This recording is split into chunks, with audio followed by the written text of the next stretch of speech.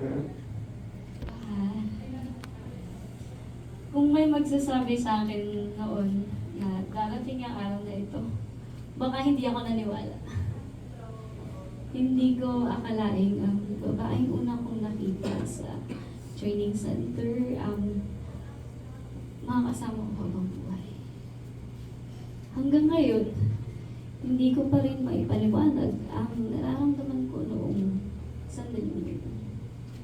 Parang lahat ng panalangin ko ay sabay-sabay sinagot ng Diyos. At mas lalo kong naunawaan na ang pinakamagandang bagay sa buhay ay hindi minabadali dahil ito ay ipinagdarasal. Hinihintay at kapag binigay ng Diyos, ito ay pinangangalagaan. Habang unti-unti kong nakikilala, unti-unti rin binabago ng Diyos ang puso ko. At sa bawat pagkakataong nakikita kita, mas lalong napapatunayan na ang tunay na kagandaan ay hindi lang nakikita sa mukha, kundi sa puso rin. Sa kabutihan mo, sa ibang tao, at sa akin, sa pamilya mo, sa paraan ng pagmamahal mo, sa paraan ng pag-alaga mo, at sa paraan ng pagtanggap mo sa akin. Mahal ko, salamat sa pagtanggap sa akin ng buo ko.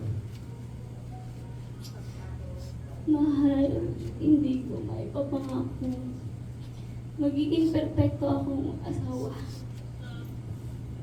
May mga araw na baka pareho tayong mahina. May mga araw na pagod ako. Pero ito ang may papangako ko sa'yo. Sa harap ng Diyos at sa lahat ng nakakarinig, nakakakita sa atin ngayon, hindi kita iiwan. Hindi kita ipagpapalit at hindi kita lulukuhin. Kung mapagod ka man, ako ang magiging pahinga mo. Kapag natakot ka, hahawakan ko ang mga kamay mo at ipaparamdam sa iyo na nandito lang ako palagi. Pag umiiyak ka, yayakapin kita hanggang sa maramdaman mong ligtas ka.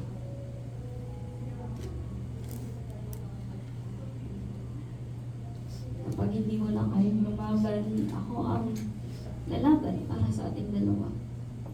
At kapag dumating ang araw na makalimutan mo kung gaano ka kahalaga, ako ang magpapaalala sa iyo.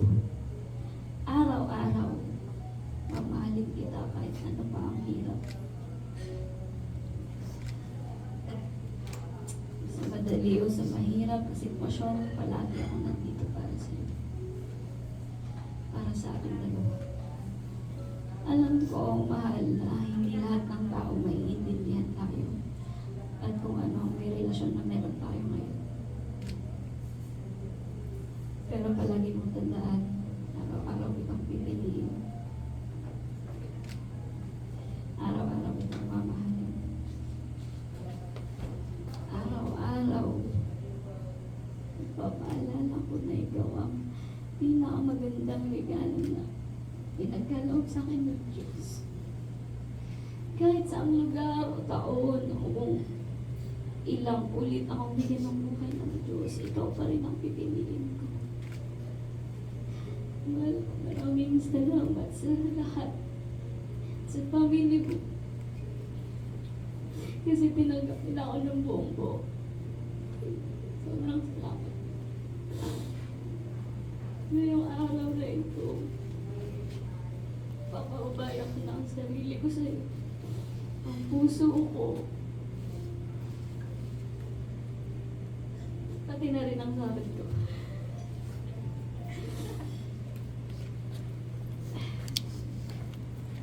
Ngayon, saksi ang lahat na nandito na tatamarin ang ibang asawa ko. Mahal na mahal kita, asawa ko. Ngayon at hanggang sa kabilang buhay.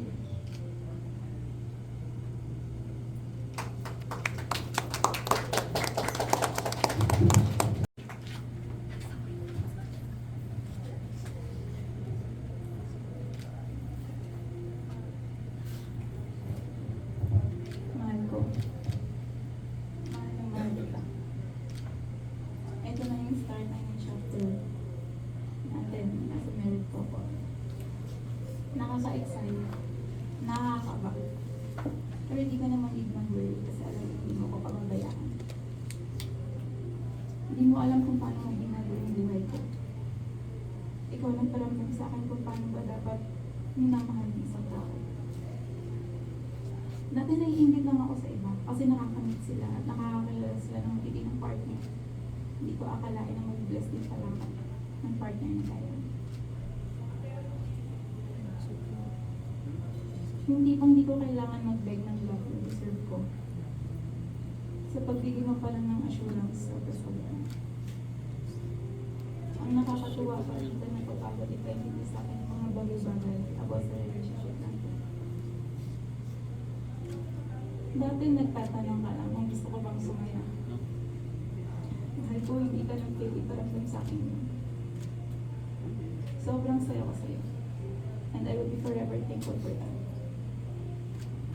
Ipaglalaban ko kung anong meron tayo kahit hindi nila tayo maunawaan. Hindi ako nasisisi na pinaglaban kita kasi sobrang worth it. Gusto ko lang ipaalam sa'yo na simula ngayon, lahat ng pagdadaanan mo, hindi mo na kailangan tahakin mag-isa yun. May kasama ka na. You have me, mahal ko. Tutulungan kita sa lahat kasi ganyan ang dapat.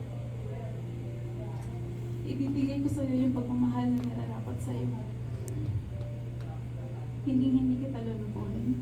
Hindi ko sisirain yung tiwala mo. Mas lalawakan ko pa yung pag-intindi sa'yo.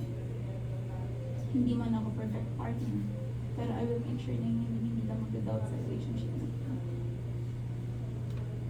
Alam mo naman kung paano ka lang pinagdasal kay Lord, diba? Sa lahat ng santong hawakan ko, ikaw yung pinagdasal ko. Ito ang pinakamagandang plot twist na nangyari sa buhay ko. Lagi mong natandaan.